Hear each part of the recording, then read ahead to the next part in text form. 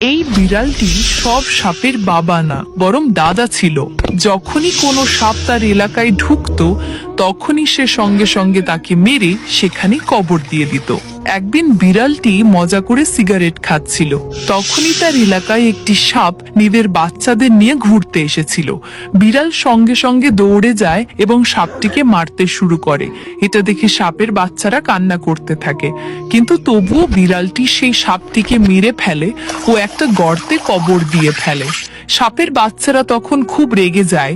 এরপর তারা গোপনে প্ল্যান করে এবং সেখান থেকে বাড়ি চলে যায়। কিছুদিন পর সাপের বাচ্চারা আবার ফিরে আসে এবং বিড়ালের কাছে ক্ষমা চায়।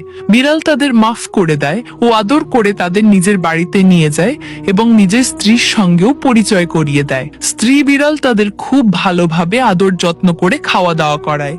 একদিন বিড়াল যখন কাজে বাইরে চলে যায়, তখন বাচ্চা সাপগুলো স্ত্রী বিড়ালকে পুরো ঘটনা খুলে বলে। স্ত্রী বিড়ালের এটা বিশ্বাসই হয় না, তাই সে দ্রুত গিয়ে মাটি খুঁড়তে শুরু করে ও কিছুক্ষণের মধ্যেই সে সাপের মৃতদেহটি খুঁজে পায়। এটা দেখে স্ত্রী বিড়াল খুব কষ্ট পায় ও কিছুক্ষণ পর বাড়ি ফিরে আসে। বাড়ি এসেই সে নিজের ঘর থেকে বন্দুক বের করে ও সেই বন্দুক সাপের বাচ্চাদের হাতে দিয়ে দেয়। যখন বিড়াল বাড়ি ফিরে আসে, সাপের বাচ্চারা তার উপর গুলি চালায় আর সেখানেই বিড়ালের গেম ওভার হয়ে যায়।